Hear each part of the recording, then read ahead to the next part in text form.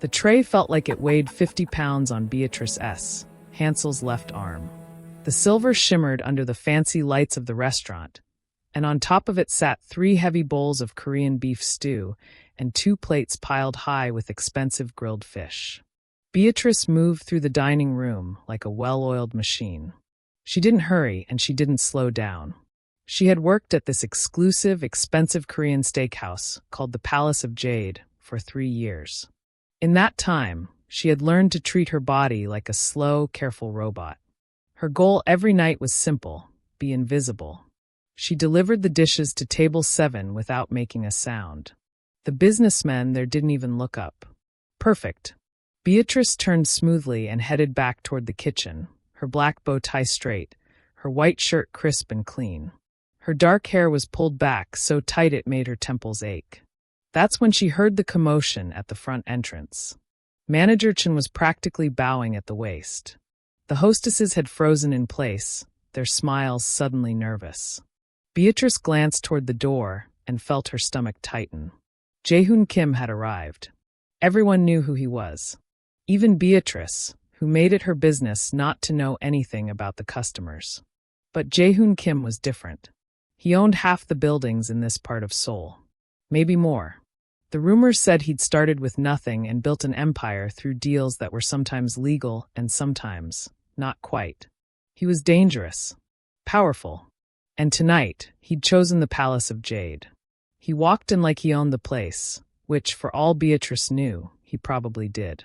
He wore a perfectly tailored black suit with a patterned scarf at his throat that probably cost more than her monthly rent. His hair was slicked back, his smile confident and sharp. He wasn't tall, but he didn't need to be. The way he carried himself made the room feel smaller. Behind him came 4 other men in expensive suits. Beatrice's eyes moved over them quickly, cataloging details out of habit. 3 of them were clearly bodyguards, thick necks, alert eyes, hands that stayed near their jackets. But the 4th man was different. He was younger, maybe 30, with nervous energy that didn't match his crisp suit. He carried a leather folder and kept adjusting his tie. His eyes darted around the room like he was looking for exits. That was Miho, Jae-hoon's right-hand man, his most trusted advisor. Manager Chen led them to the best table in the house, a private corner booth with a view of the city lights. Beatrice watched from across the room as they settled in. Jae-hoon took the center seat, leaning back like a king on his throne. The bodyguards positioned themselves nearby. Miho sat to Jae-hoon's right, opening the leather folder immediately. Beatrice. Manager Chen appeared at her elbow, his voice urgent. Table 1. They're yours tonight. Her heart sank. Manager Chen, perhaps someone with more. You. His tone left no room for argument. You're the best we have. Don't embarrass me. Beatrice took a slow breath and nodded. She collected the leather-bound menus and a wine list, then walked toward table 1 with measured steps. Be invisible, she reminded herself. Serve and disappear. Good evening, gentlemen. Her voice was perfectly neutral, polite but not warm. Welcome to the Palace of Jade. May I start you with something to drink? Jae-hoon looked up at her, and Beatrice felt the full weight of his attention. His eyes were dark and intelligent, taking her in with a single glance that seemed to see through her invisible armor. Whiskey, he said. His voice was smooth, almost lazy. The 18-year hibiki. And bring the bottle. Of course, sir. She started to turn away, but he continued. What's your name? Beatrice hesitated. Customers rarely asked. Beatrice, sir. Beatrice. He repeated it like he was tasting the word. You've worked here long? 3 years, sir. 3 years at the same place. That's loyal. Or maybe just. He paused, his smile widening. Careful. She didn't respond. One of the bodyguards snorted quietly. Jae-hoon leaned back, clearly enjoying himself. Tell me, Beatrice. You serve a lot of important people here, yes? You must hear things. See things. I serve food and drinks, sir. Nothing more. He picked up his menu without looking at it. Smart answer. I like smart people. Let me ask you something else then, just for fun.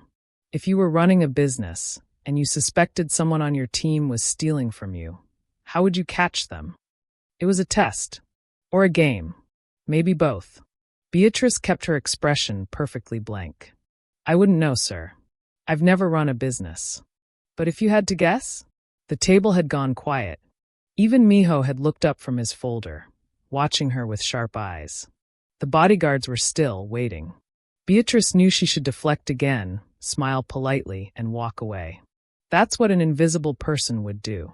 But then she saw it. Miho's hand had tensed on his pen. Just slightly.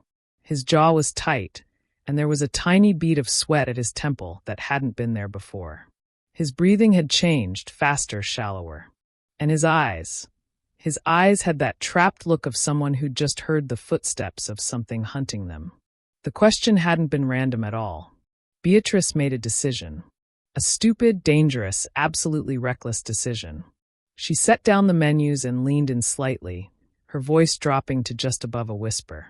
Close enough that only Jae-hoon could hear clearly. If I were you, Mr. Kim, she said quietly, I'd stop looking at the money. Thieves are clever with numbers. I'd look at the loyalty instead. Who's too eager to please? Who's asking questions they shouldn't ask?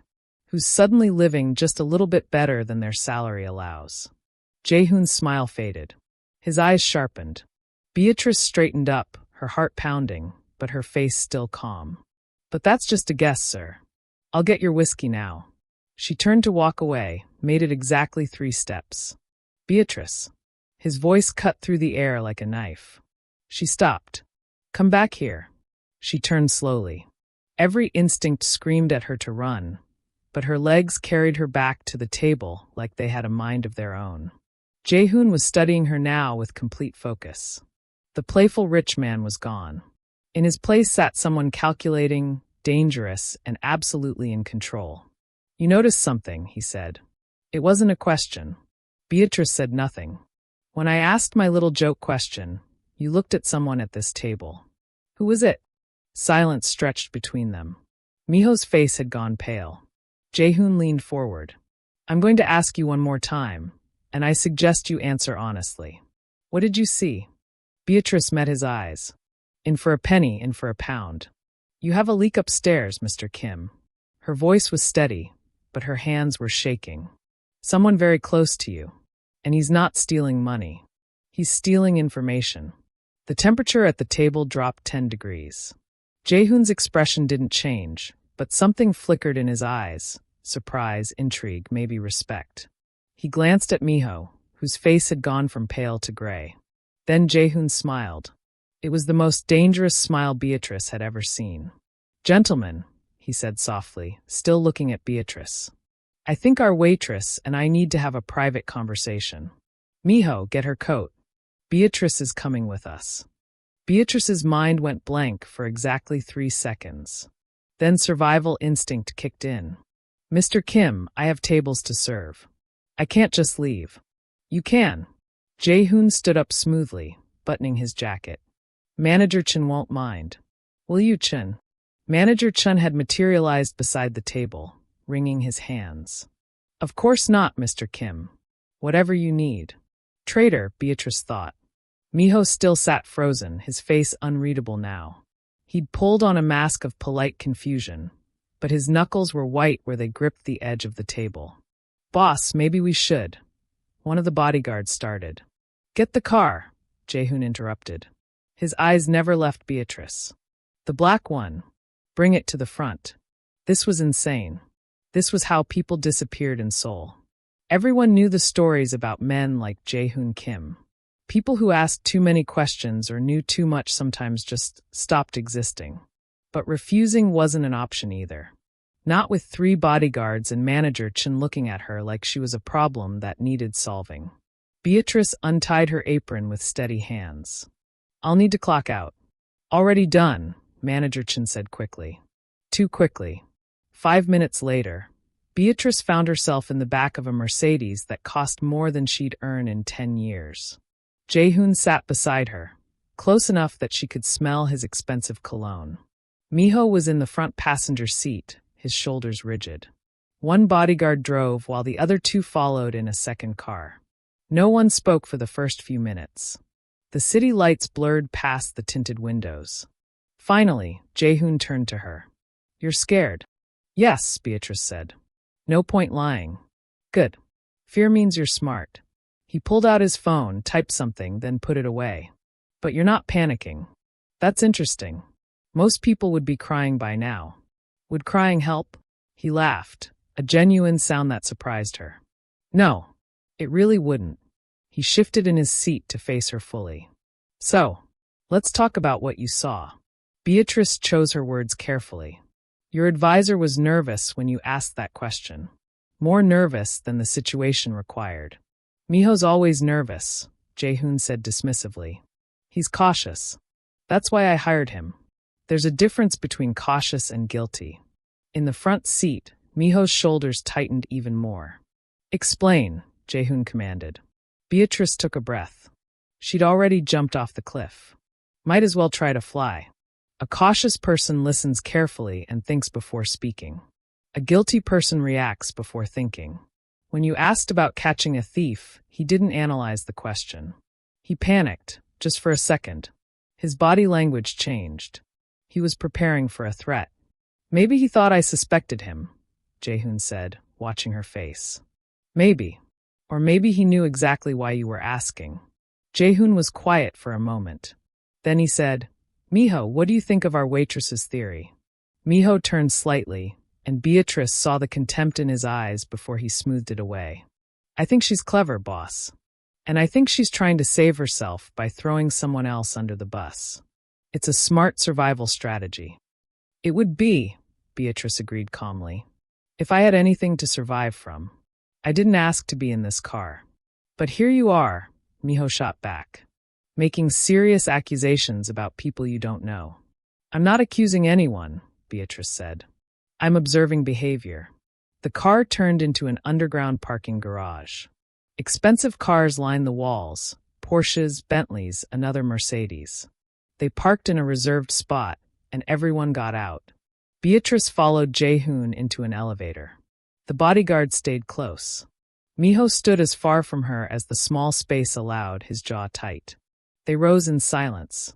The elevator opened onto the top floor of a gleaming office building. Through floor-to-ceiling windows, souls sparkled like scattered diamonds. Jae-hoon led them into a massive office with modern furniture and abstract art on the walls.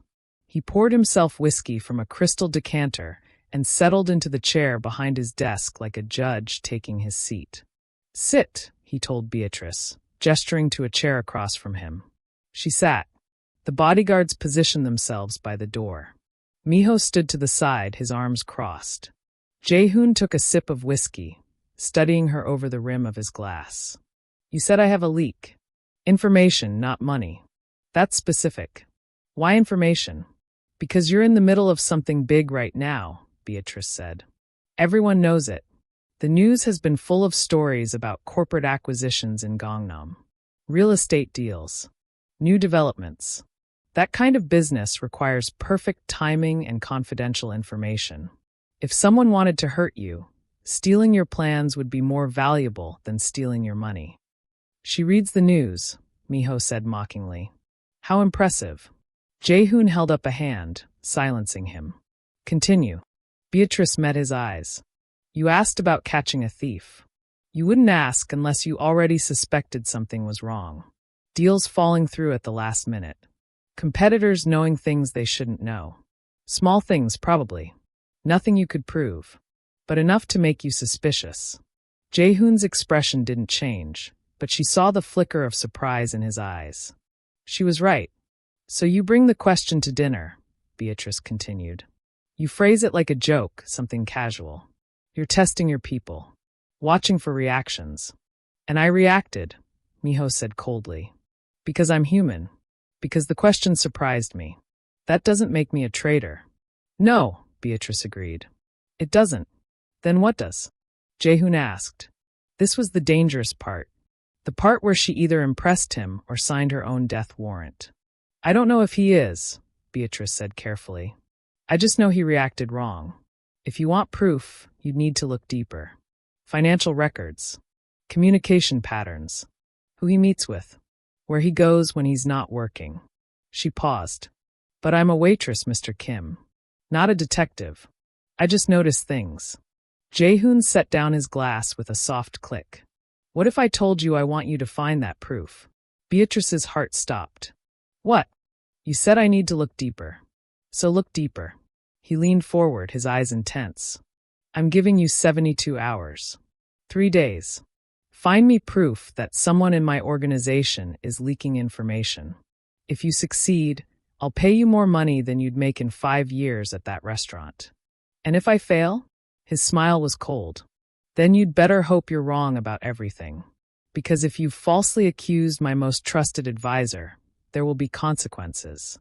The threat hung in the air like smoke. This is insane, Miho said, his voice strained. Boss, you can't seriously. I can do whatever I want, Jae-hoon said softly. That's what being the boss means. He looked back at Beatrice. So, do we have a deal? Beatrice's mind raced. She could refuse. But refusing meant going back to her apartment, back to her invisible life, always wondering if men in dark cars would come for her one night. Or she could jump. Really jump this time. I'll need access, she said. To your company files. Communication records. Financial statements. Done. And I work alone. No interference. Jae-hoon's smile widened. He was enjoying this. Agreed. Miho will set you up with an office here. He'll also be your supervisor. To make sure you have everything you need. The look Miho gave her could have frozen fire. 72 hours, Jae-hoon repeated. Starting now. The office they gave Beatrice was small and windowless, tucked away on the 15th floor like an afterthought. A desk, a computer, a chair that squeaked when she sat down. It smelled like old coffee and desperation. Miho stood in the doorway, his face a mask of cold politeness. Your login credentials are on the desk. You have access to basic company files and communication logs. Anything classified requires my approval. Of course it does, Beatrice said quietly. Let me be clear about something. Miho stepped inside and closed the door behind him. His voice dropped to a whisper, sharp as broken glass. I don't know what game you're playing, but you made a serious mistake tonight. The boss might find you entertaining right now, but that'll end. And when it does, you'll just be the waitress who got too clever for her own good. Beatrice met his eyes steadily. Are you threatening me? I'm advising you. His smile was thin. Take the hint. Tell the boss you were wrong. Apologize. Maybe he'll be generous and let you walk away. And if I actually find something, you won't. He turned toward the door, then paused. Oh, and Beatrice? Don't bother asking other employees for help. I've already sent a memo. You're the boss's project. His toy. No one's going to risk their job talking to you. The door closed with a soft click. Beatrice sat alone in the humming silence. She pulled out the paper with her login credentials and stared at it. Her hands were shaking slightly. What had she done? 3 days ago, her biggest worry was whether Table 12 would tip well. Now she was sitting in a corporate office, hunting for evidence against a man who probably had people killed for breakfast. She logged into the computer. The screen glowed to life, showing her a basic directory of files. Company memos, meeting schedules, public financial reports. Nothing useful. Nothing real. Of course Miho had locked her out of anything important. Beatrice sat back and closed her eyes. Think. She'd gotten this far by observing, by noticing the small things people overlooked. She needed to do that now. What did she actually know? Jae-hoon suspected a leak. Information was getting out. His deals were being compromised. And he'd asked that question at dinner because something had happened recently, something that made him suspicious enough to test his inner circle. She opened her eyes and started searching through the meeting schedules. If she couldn't see the classified information, maybe she could see the pattern around it. Who met with whom? When? How often? 2 hours later, her eyes burned from staring at the screen, but a picture was starting to form. Miho was everywhere. He attended every important meeting. He handled communications with external partners. He reviewed all major contracts before they went to Jae-hoon for approval. He was the gatekeeper, the person every piece of information flowed through, which made him either the perfect spy or the perfect scapegoat. Beatrice rubbed her temples. She needed more. The door opened without warning. One of the bodyguards from earlier stood there with a paper bag. "Boss says you need to eat."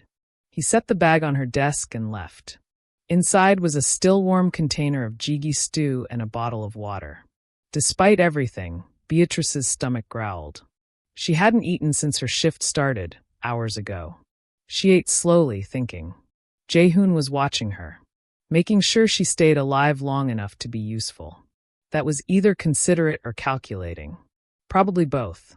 By 4 a.m, Beatrice had mapped out 3 months of meeting patterns and email communications.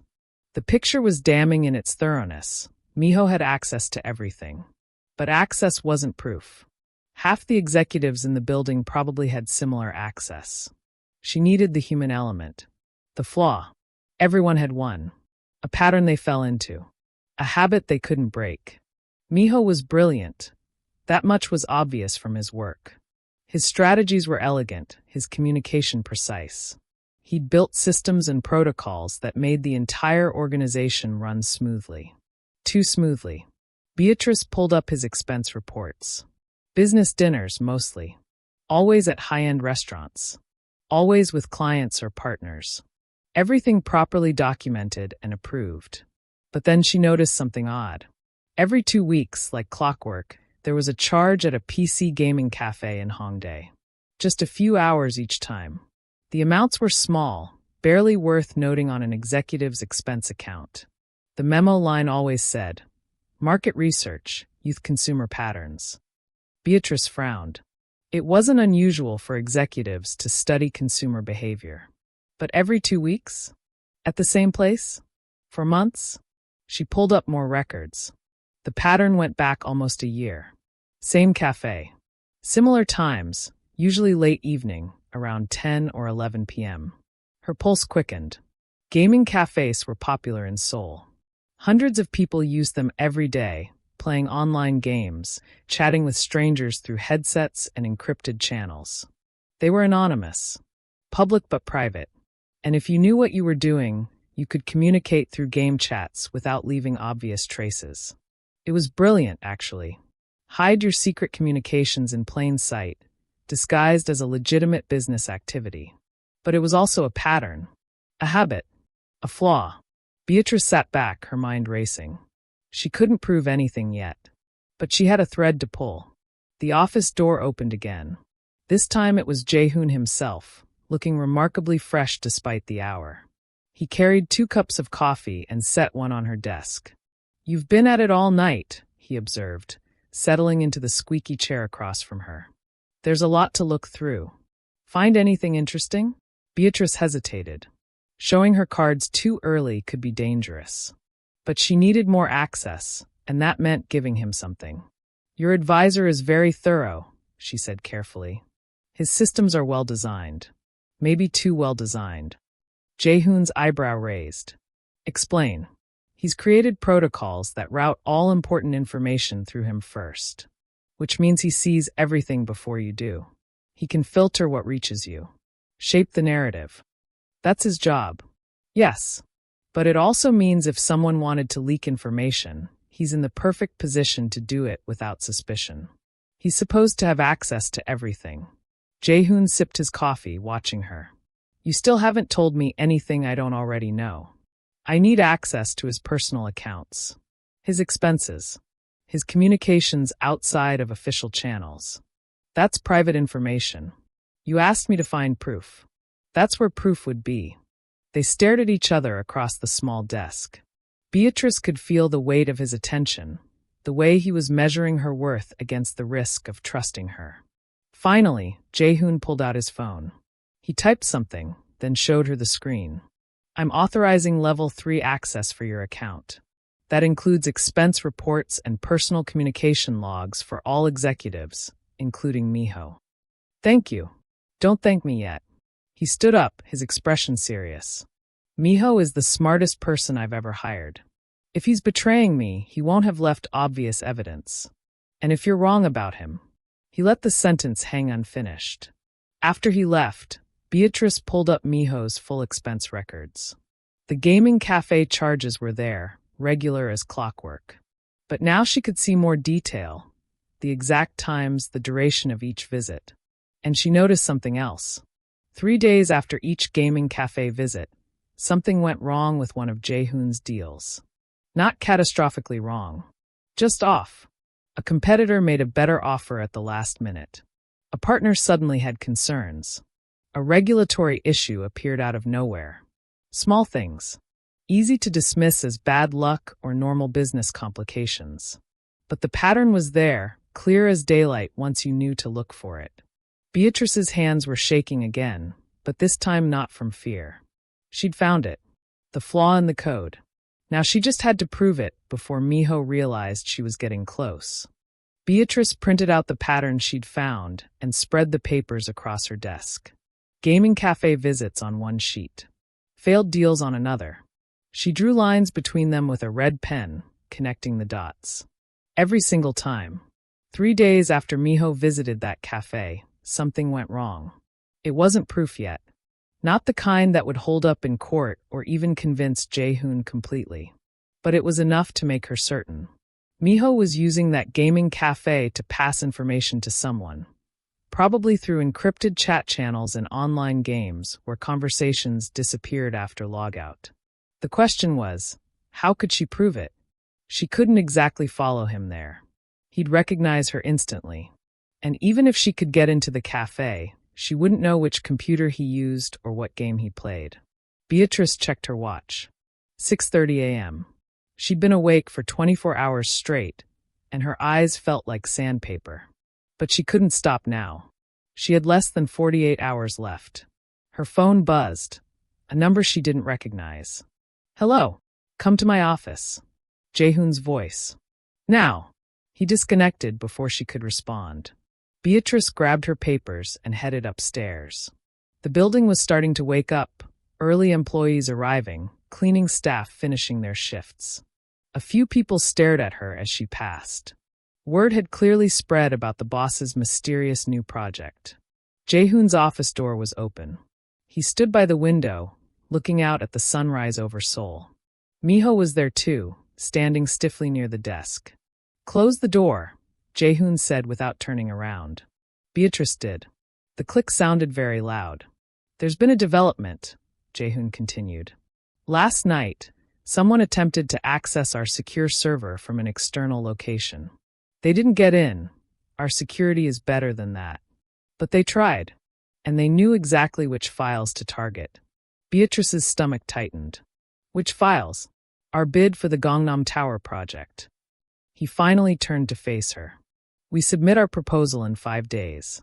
That project is worth 3 billion won. If our competitors know our numbers, we lose everything." "It could be a coincidence," Miho said smoothly. "Corporate espionage is common. Every major company deals with hacking attempts." "True," Jae-hoon agreed. "But the timing is interesting, don't you think? Right when I'm investigating a potential leak." His eyes moved to Beatrice. "What do you think? This was another test. Maybe a trap." Beatrice chose her words carefully. "I think someone got nervous," she said.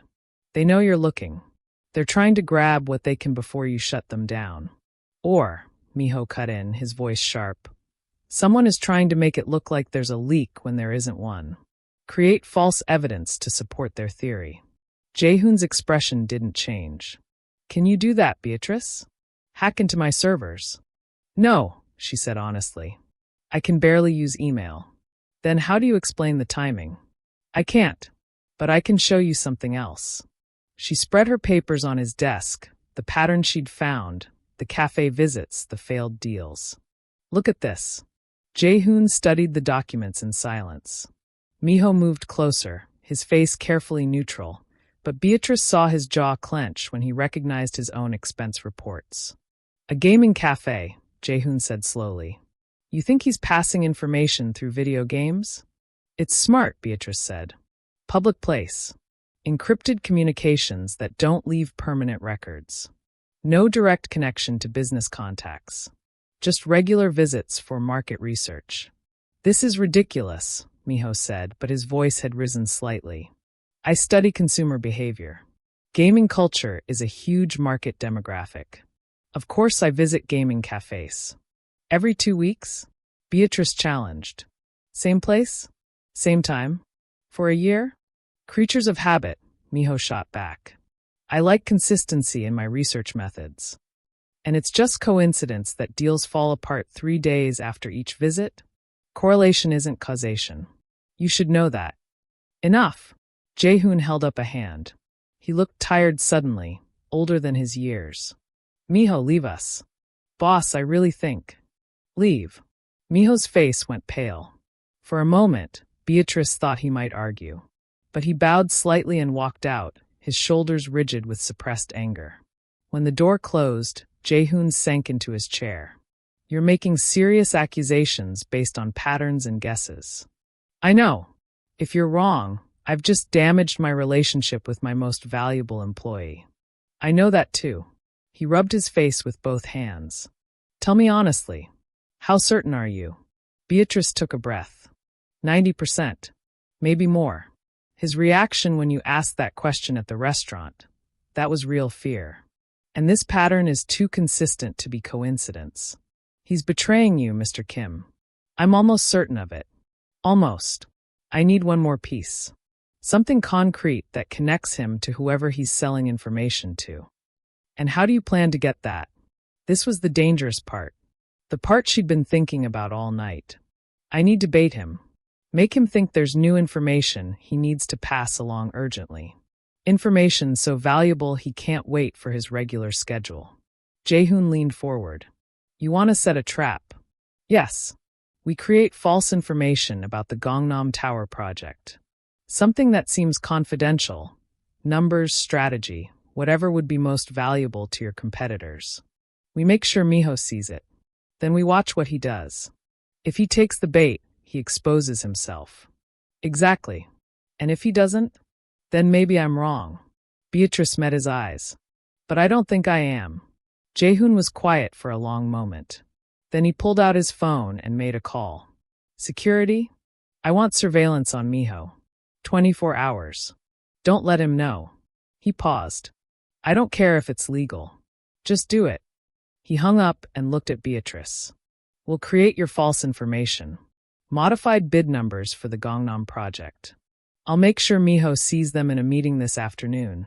Make it look accidental, like confidential papers left on my desk. He'll be suspicious if it's too obvious.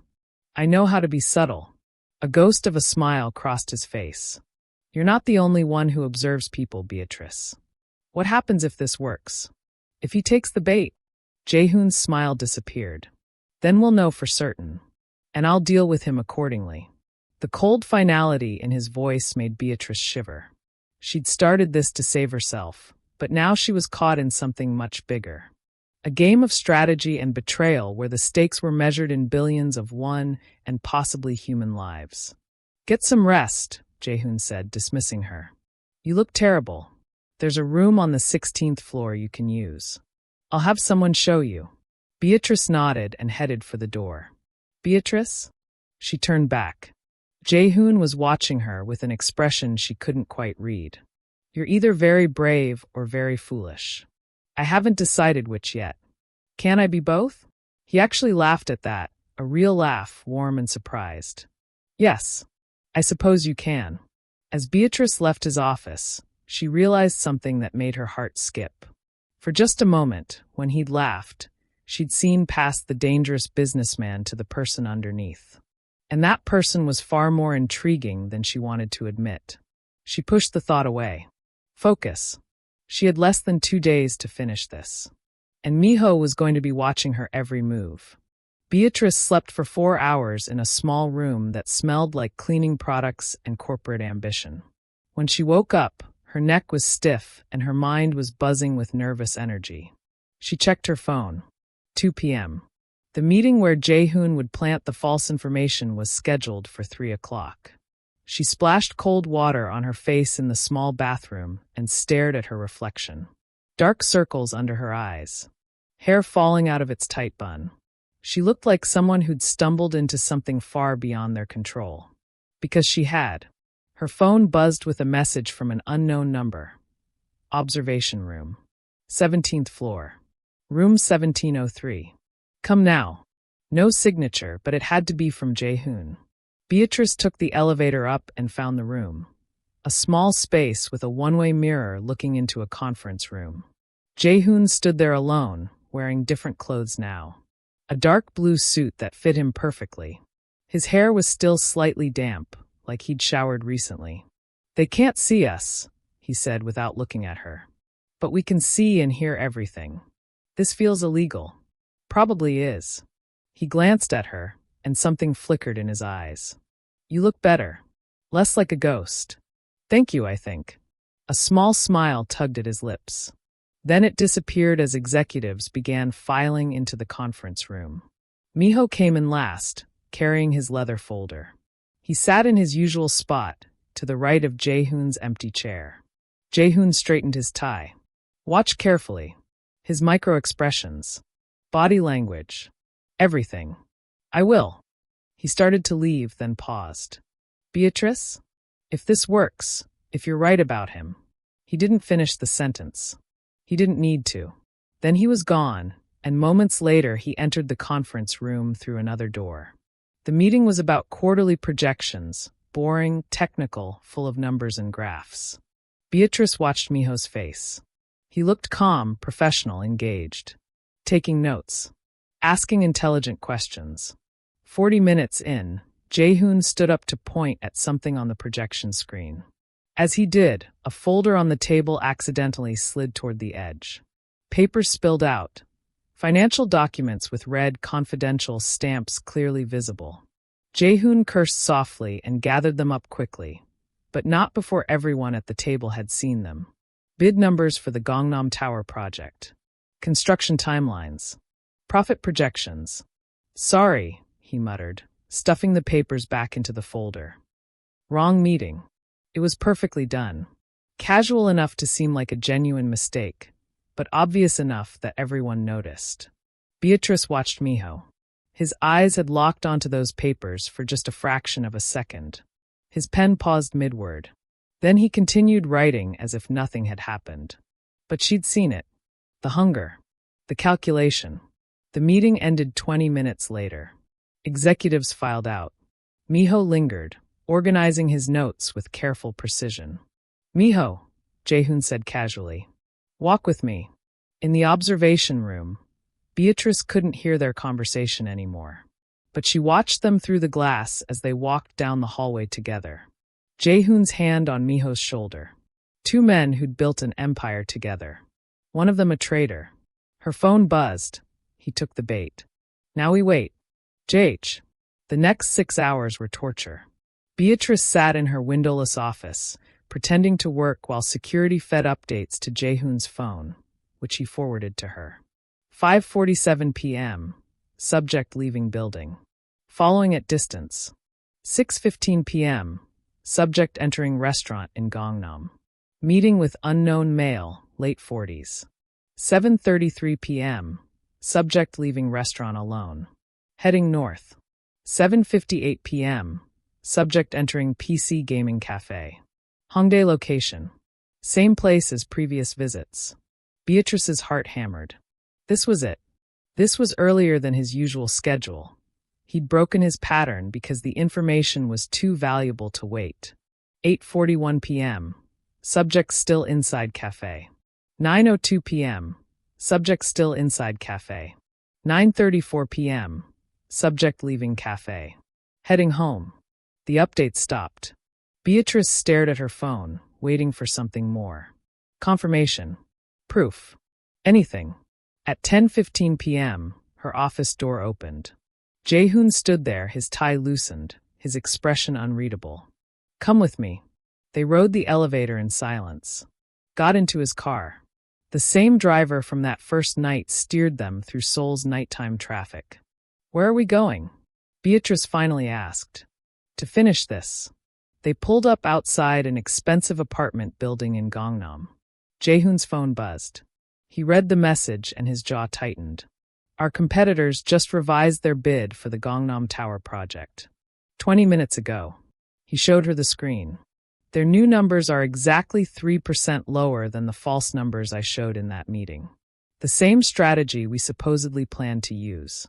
Beatrice felt cold. He told them. He told them. Jaehoon's voice was flat, empty of emotion.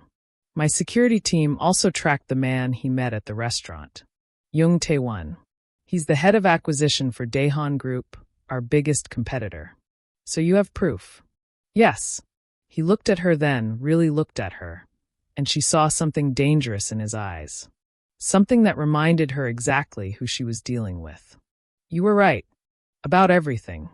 What happens now? Now. He opened his car door. Now I handle it. Beatrice grabbed his arm without thinking. Wait, what does handle it mean? Jaehoon looked down at her hand on his sleeve. She pulled it back quickly. You don't need to know, he said quietly. You did what I asked. Found the proof. Your part is done. But, Beatrice, his voice was gentle but firm. This is my world, not yours. Go home. I'll have someone transfer your payment tomorrow. Enough money to start over somewhere new, if that's what you want. He got out of the car. 2 bodyguards emerged from a second vehicle parked behind them. Mr. Kim, Beatrice called through the open door. He turned back. Don't kill him. Silence stretched between them. Jaehoon's expression was unreadable in the dim light. Why not? He betrayed me. Cost me millions. Nearly destroyed deals I spent years building. Because then you're just proving that violence is the only language you speak. And I don't think that's true. Something flickered across his face, surprise maybe, or something deeper. You don't know me well enough to make that judgment. Maybe not, but I know you gave me a chance when you could have just made me disappear that first night. You could have tortured the information out of Miho, but instead you let me investigate properly. That means something. Jaehoon stared at her for a long moment. Then he said, Go home, Beatrice. The car door closed. She watched him walk into the building with his bodyguards, and she felt something twist in her chest. Something that felt dangerously close to caring what happened next. The driver glanced at her in the rearview mirror. Where to, miss? Beatrice gave him her address. A tiny apartment in a neighborhood far from buildings like this one. As they drove through the city, she realized she was shaking. She'd done it. Solved the puzzle. Proven herself right. So why did she feel so empty? Her phone buzzed one last time that night. He's alive. Unemployed and ruined, but alive. You're welcome. Jh. Beatrice stared at the message for a long time. Then she typed back. Thank you. 3 dots appeared, like he was typing a response. Then they disappeared. No reply came. 500 million won, Jaehoon said flatly. That's what your loyalty was worth before you sold it. That's what I'll pay to be rid of you. Miho's eyes widened. 500 million won, roughly $400,000. Enough to disappear. Enough to start over somewhere far away. How do I know you won't kill me after I cancel the switch? Miho asked. You don't, Jaehoon said. But you know that if you refuse, I'll find you eventually anyway. This way, at least you have a chance. Boss, one of the bodyguards started. Jaehoon held up a hand. Beatrice is right. I'm tired of this. Tired of looking over my shoulder. He looked at Miho through the crack in the door. You were my friend once. Before you became my enemy. I'll honor that friendship one last time. Take the money. Disappear. But if I ever see you again, if you ever contact anyone from your old life, the deal is over. Understood? Miho swallowed hard. I want half the money transferred before I cancel the switch. The other half after. Done. Jaehoon pulled out his phone. Give me your account number. 30 minutes later, they sat in Kim Ji-woo's cramped living room. Ji-woo himself had fled to a neighbor's apartment the moment he realized who was at his door. Miho had his laptop open, showing them the dead man's switch, a complex system of timed emails and automated uploads. If I don't log in and enter a code every 12 hours, everything releases, he explained. His hands shook slightly as he typed. Financial records. Communication logs. Everything. Cancel it, Jaehoon said. Miho's finger hovered over the keyboard. The first transfer went through? Jaehoon showed him his phone. The bank confirmation was there. 250 million won, sent to an account in Singapore. Miho typed in a long code. Hit enter. The screen flashed.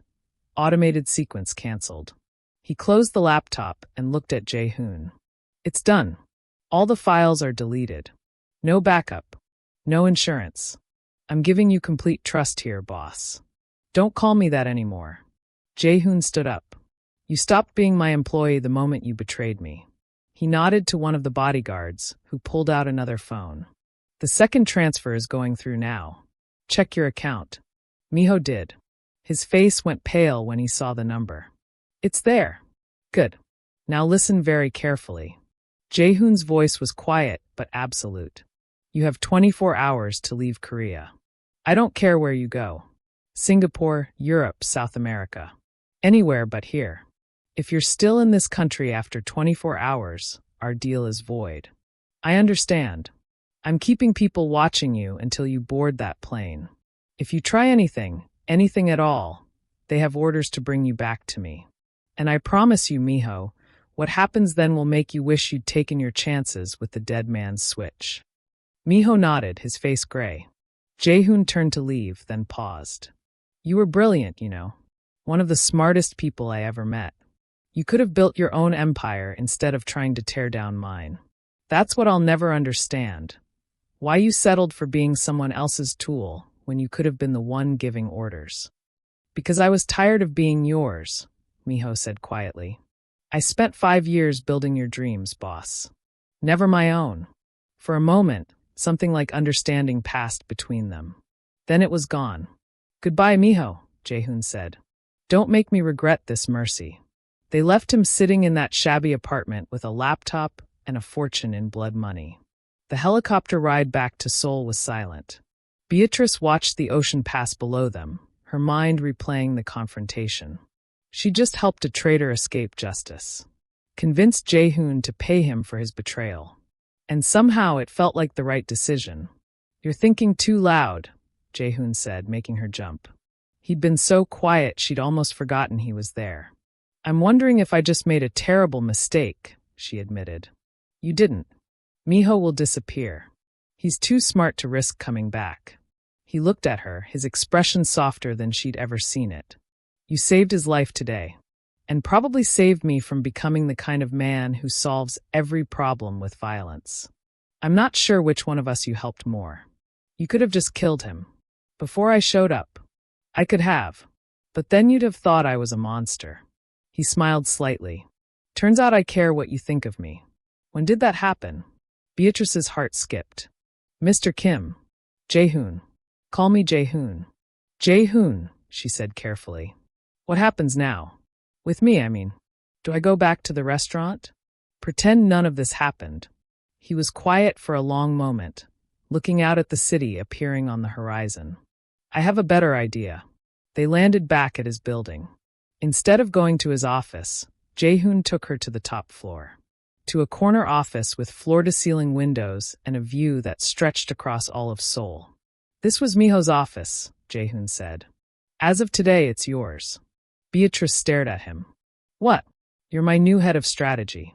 Official title. Real salary. Not waitress money, actual executive compensation. He leaned against the desk, watching her reaction. You proved you can think strategically. Find patterns. Solve problems that everyone else misses. That's exactly what I need. I don't have an MBA. I don't have any experience in. You have something better. You have instinct. Intelligence. And you're not afraid to tell me the truth, even when it's dangerous. He stepped closer. I've spent 5 years surrounded by people who say yes to everything. Who tell me what I want to hear. You're the first person in a long time who's treated me like a human being instead of a weapon. I don't know anything about running a corporation. You'll learn. I'll teach you. His voice dropped lower. Unless you'd rather go back to carrying trays and being invisible? Beatrice thought about her tiny apartment, her aching feet after 12-hour shifts, the way customers looked through her like she was furniture. 3 years of being no one. Then she looked at this office. This view. This man who was offering her a chance to be someone. What if I fail? She asked quietly. Then you fail. But something tells me you won't. Jae-hoon smiled. You figured out in 3 days what took my security team 5 years to miss. I'm betting on you, Beatrice. The question is, are you betting on yourself? She walked to the window, looking out at the city sprawling below. Somewhere down there was the Palace of Jade. Her old life. Small and safe and suffocating. Up here, everything was dangerous and uncertain and terrifying. But it was also alive. Beatrice turned back to Jae-hoon. I want one condition. Name it. This stays professional. Business only. No. Complications. Something flickered in his eyes. Disappointment, maybe. But he nodded. If that's what you want. It is. The lie tasted bitter in her mouth, but it was necessary. She couldn't afford to want him. Not when everything was so new and fragile. Then we have a deal. He extended his hand. Welcome to the team, head strategist Beatrice Hansel.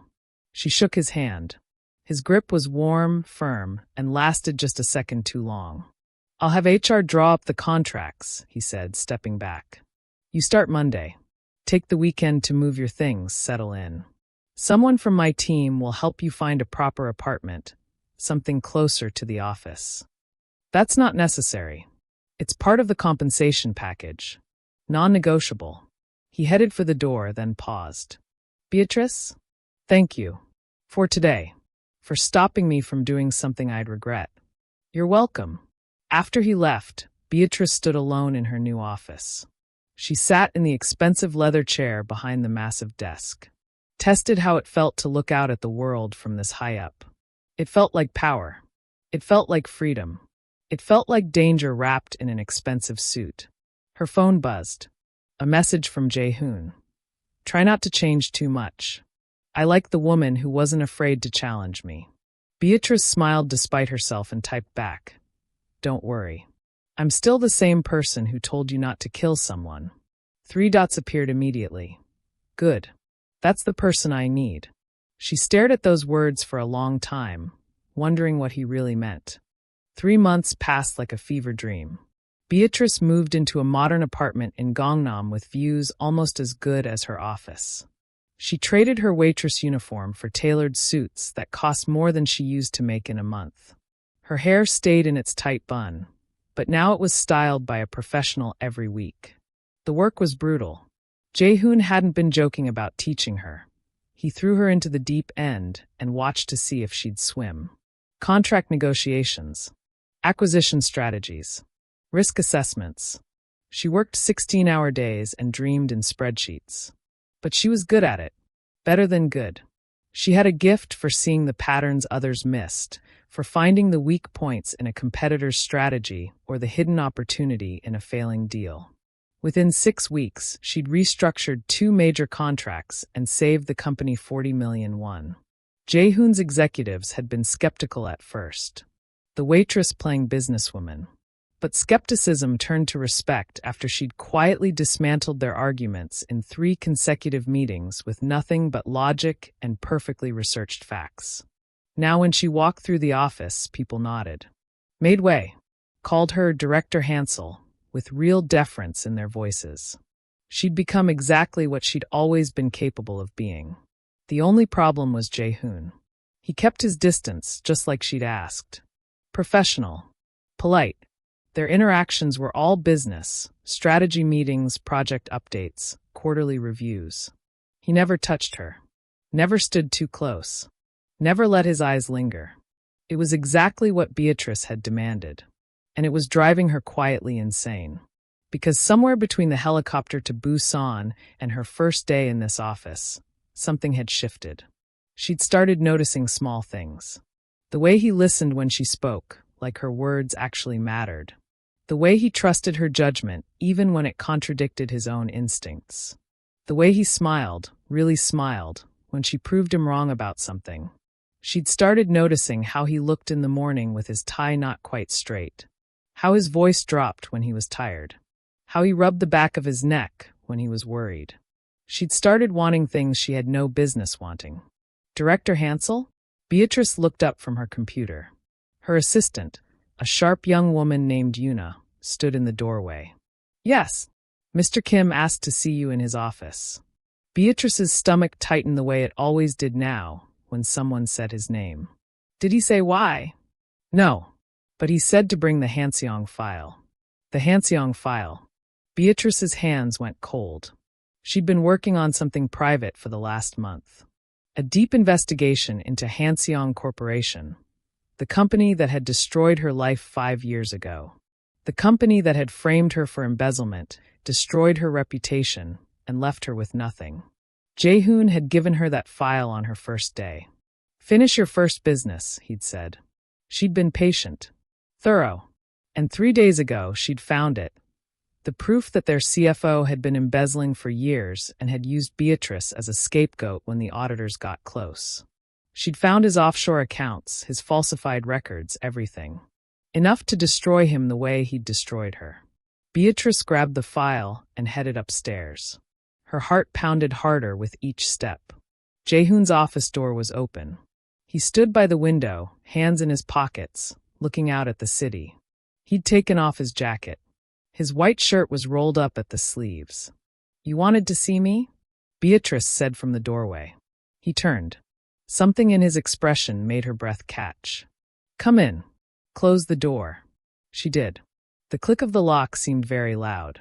The Hanseong investigation, he said. You found something. How did you know? Because you've been working late every night this week. And you get this look when you're close to solving something, like a hunter who's spotted prey. He moved closer. Show me. Beatrice opened the file and spread the documents on his desk. Bank statements, email records, testimony from whistleblowers she'd tracked down. Their CFO, Park Jin-woo, has been stealing from the company for 8 years, she explained. He created a network of fake vendors and shell companies. When their auditors started asking questions 5 years ago, he needed a scapegoat fast. I was young, ambitious, had access to the accounts. Easy target. Jae-hoon studied the documents in silence. This is solid. Airtight. I know. With this, you could destroy him. Hanseong's stock would crash. Park would go to prison. The company would probably collapse. I know, Beatrice said again. Is that what you want? She'd been asking herself that question for 3 days. I want justice. I want my name cleared. I want everyone who believed I was a thief to know the truth. But destroying the whole company means a lot of innocent people lose their jobs. Employees who had nothing to do with what happened to me. She looked up at him. I can't be that kind of person, even for revenge. Something shifted in Jae-hoon's expression. He reached out slowly, giving her time to pull away, and tucked a loose strand of hair behind her ear. His fingers lingered against her cheek. This is why you're different, he said quietly. You could have burned everything down. You had the power, but you chose mercy instead. Beatrice's breath had gone shallow. What should I do? What do you want to do? I want to expose Park Jin-woo without destroying Hanseong. Force him out. Clear my name. Maybe push for compensation for what they did to me. She paused. Can that work? With the right leverage? Yes. Jae-hoon's hand dropped, but he stayed close. I know people on Hanseong's board. We can arrange a quiet meeting. Present the evidence. Offer them a choice. Remove Park and settle with you privately, or we go public and let the scandal destroy them. They'll take the first option. They will. And you'll get your justice without collateral damage. He smiled slightly. See, you're already thinking like a strategist. 3 months ago, you would have just wanted revenge. 3 months ago, I was a waitress who didn't know better. No, his voice was firm. 3 months ago, you were exactly who you are now. You just didn't have the tools to show it yet. The air between them felt heavy, charged. Beatrice knew she should step back. Maintain the professional distance she'd insisted on. Instead, she said, Why are you looking at me like that? Like what? Like I'm not just your employee. Jae-hoon was quiet for a long moment. Then he said, Because you're not. You stopped being just my employee about 2 months ago. Jae-hoon, you asked for professional distance. I gave it to you. But don't ask me to pretend I don't notice when you walk into a room. Don't ask me to stop caring what you think. And don't ask me not to be proud of you when I watch you become the person you were always meant to be. Beatrice's heart was hammering. This is a bad idea. Probably. You're my boss. Technically. But you could leave tomorrow and have 10 job offers by the end of the week.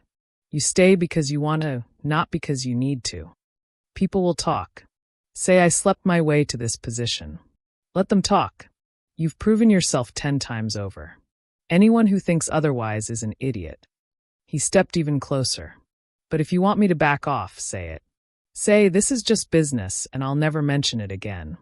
Beatrice opened her mouth to say exactly that. To draw the line. To keep things safe. Instead, what came out was, what if I fail? What if this, us, ruins everything we've built?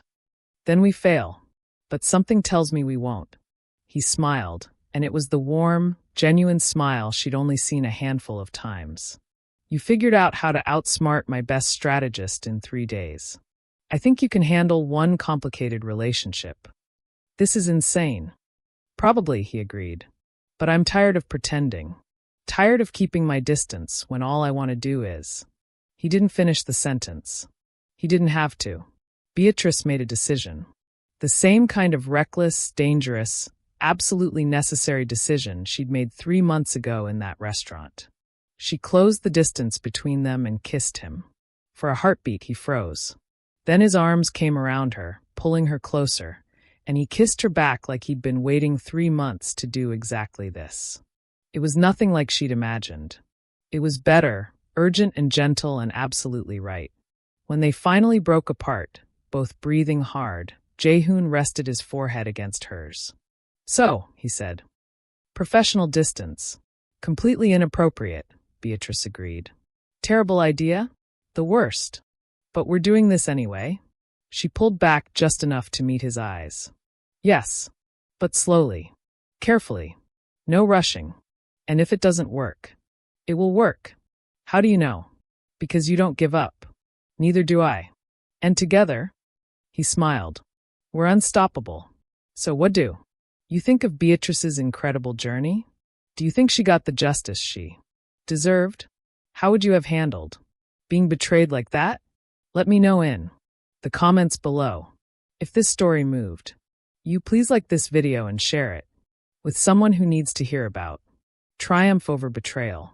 And don't forget to subscribe for more powerful stories. Every week, hit that notification bell so you never miss a moment. Thank you for listening.